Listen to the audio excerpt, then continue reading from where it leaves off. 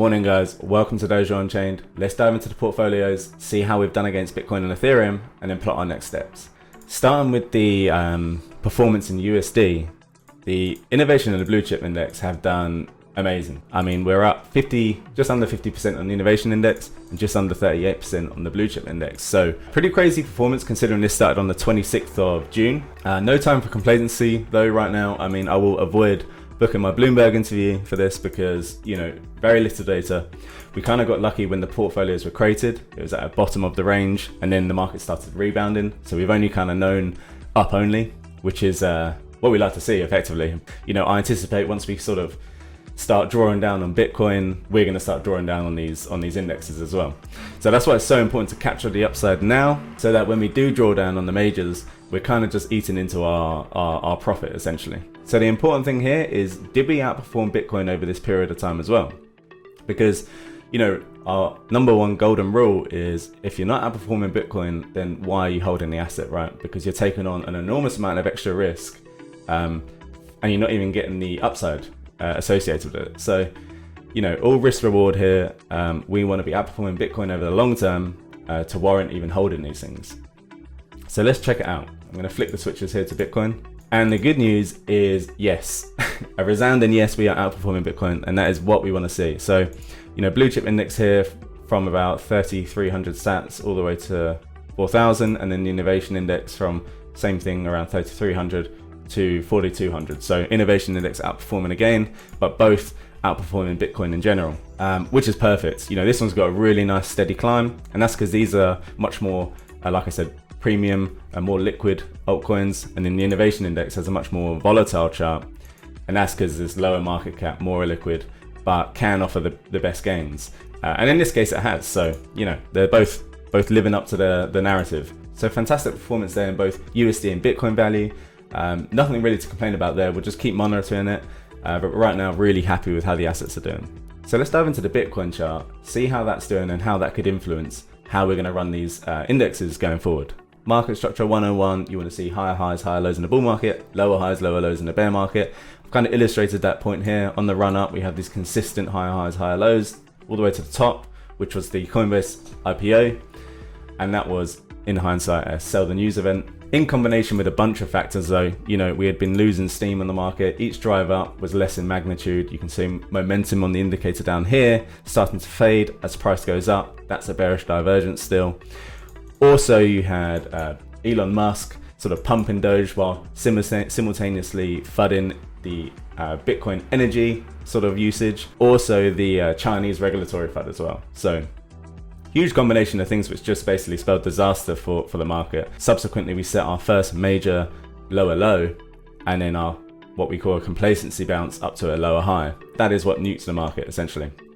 Complete down only from there, tons of panic, loads and loads of liquidations, what we call liquidation cascade, where people are basically unwinding positions, stop losses are being hit, and it all just happens in sequence, and you have this massive capitulation of price basically. Until we kind of reach this bottom here.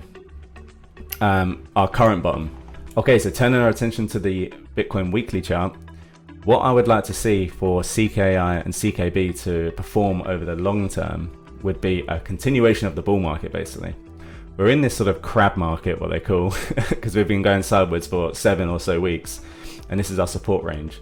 Now, these are just squiggles on a chart I've done, but they are kind of what you'd see in a sort of accumulation range, an eventual breakout or breakdown out of a range. So for the benefit of the portfolios, I'd want to see heavy accumulation here, and this would be illustrated by, you know, this ping pong between support and resistance, and then eventual breakout into the all-time high region. That'd be fantastic. We would most likely gain tons in Bitcoin value while Bitcoin is consolidating, and that's because, you know, while there's not many gains to be made in Bitcoin, but the market confidence is high, and that would be indicative of these sort of higher highs, higher lows being set. Money flows into altcoins, confidence is restored into the market, and ultimately that would be really good for CKI and CKB. And then when we eventually sort of take off down here, well, that is sort of could be confirmation of the bull run continuing, and, you know, happy days. We'll have to kind of take it as it comes past there, but I anticipate, you know, all assets to do really well. That kind of survived the bear market right now. Now the flip side of this, which I don't want to see, is a bearish sort of breakdown of this support, which has held for about 7 weeks now. that'd be quite a big deal. And essentially, if that did happen, it's good to have a plan. So if we did break down from here, I would be looking for a sort of bearish retest of support where you drop down, you get a breakdown of price, then the bulls kind of step in, you get a retest of previous support, and then you see if that fails on it. You see the reaction to that test. And if it breaks down further, or if there's a weak sort of reaction, then what my plan is would probably take 30-40% of the assets within both indexes and put them into stable coins. And that is sort of mitigating the risk for the further downside that could happen. And eventually, that'd be great, because then I could lower my cost average by buying anywhere down in this region, because it wouldn't be a quick bounce up, right? It's not going to be sort of 1 week down and then the next we're at all-time high. It's going to be a big region of sort of reaccumulation down here, and I would sort of use that region to lower my dollar cost average of the assets within, which would be great, but obviously not the ideal route I'd want the market to take. And the invalidation of this plan is if we have a really strong bullish reaction here, which actually takes us back into support.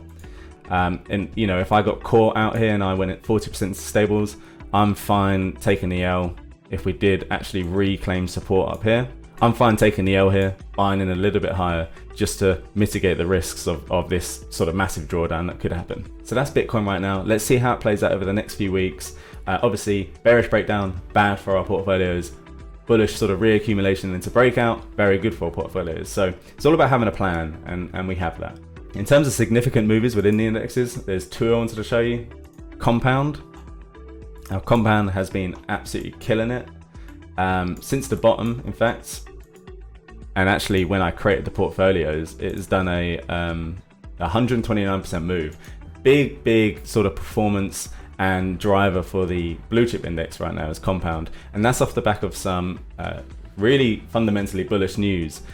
A product that they're releasing called Compound Treasury, which plans to bridge the gap between DeFi and these traditional finance sort of institutions that want to jump in and gain some of these sort of DeFi yields that are so attractive.